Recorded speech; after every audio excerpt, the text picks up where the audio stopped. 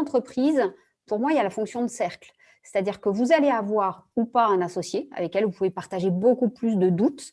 Et puis après, vous allez établir des cercles. Alors, si vous avez des collaborateurs, ça va être votre garde rapprochée, ceux qui vont être capables de garder également leurs angoisses pour eux et pourquoi pas les vôtres, même si vous vous en gardez quelques-unes. Vous avez aussi des gens qui vont se révéler dans l'entreprise, des gens qui sont plutôt zen, voilà, et qu'il va falloir repérer dans l'entreprise et qui peuvent être d'excellents ambassadeurs pour l'information. Et ça, c'est vraiment des relais. Il faut regarder en termes de cercles. Et donc, vous partagez qu'une partie au fur et à mesure que vous avez déterminé ces cercles, ce qui permet d'avoir une communication beaucoup plus fluide. Il n'y a pas que vous qui prenez la parole. C'est aussi de montrer que vous avez confiance en vos collaborateurs, mais repérez bien ces collaborateurs qui peuvent vous accompagner dans ce processus de décision.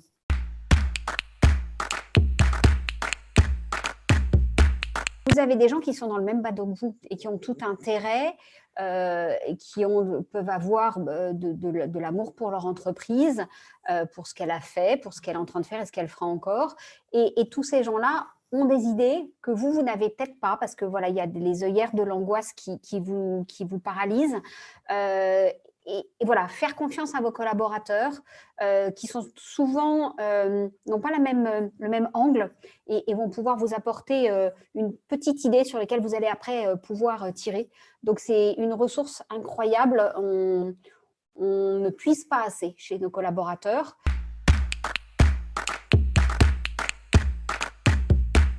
Pouvoir partager avec des pairs.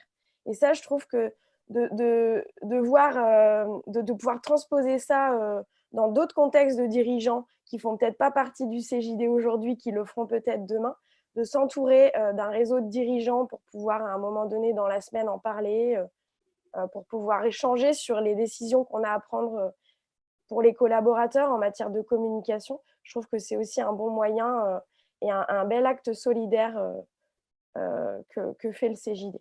Tout le monde n'a pas la chance d'être au CJD, mais voilà, si vous l'êtes, vous savez de quoi on parle et vous savez qu'on a toutes les ressources pour le faire.